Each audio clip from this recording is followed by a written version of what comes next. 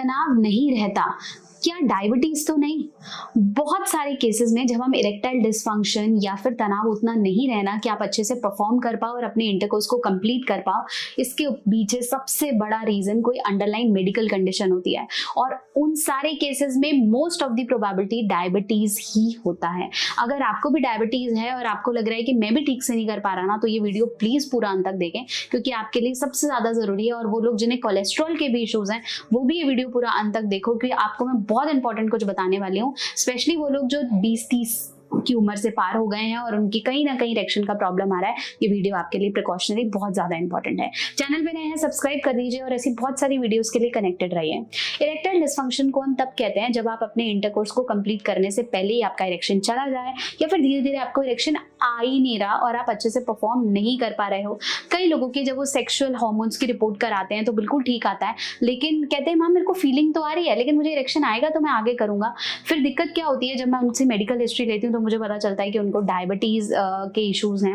Moreover diabetes के signals ना हम लोगों को पता ही नहीं चलते। हमें लगता है कि मुझे तो नहीं हो सकता, क्योंकि हम फ्रीक्वेंट ब्लड टेस्ट नहीं करा रहे, और या फिर हमारी फैमिली में किसी को नहीं है तो हमें लगता है कि हमें कैसे हो सकता है। लेकिन डायबिटीज मेलाइटस 2 जो कि हमारे लाइफस्टाइल की वजह से होता है, उसके कुछ ऐसे सिग्नल्स हैं जैसे बार बार प्यास लगना, या बार बार वॉशरूम जाने वाली फीलिंग रहना, एनर्जी ज्यादा डिप्लीट होने लग जाना, या मुंह सूखा रहने लग जाना, या फिर यूरिन में एक अजीब सी गंध आना। इन सब चीजों को आपको पहचानना होगा। और अगर आपको लग रहा है कि ये चीजें आपके साथ हो रही हैं, तो डेफिनेटली आपका इरेक्शन और सेक्सुअल लाइफ में आगे जाके प्रॉब्लम्स डेफिनेटली आएंगी।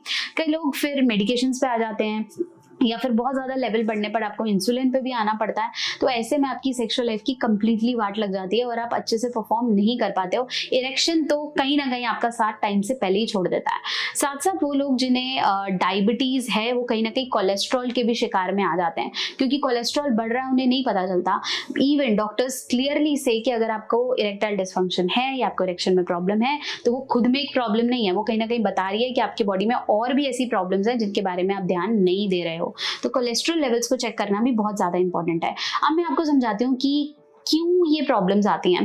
देखिए, हमारे पेनिस के एरिया पे बहुत ज्यादा छोटी छोटी नर्व्स हैं या नर्व एंडिंग्स हैं जो कि ब्लड फ्लो को लेके जा रहे हैं।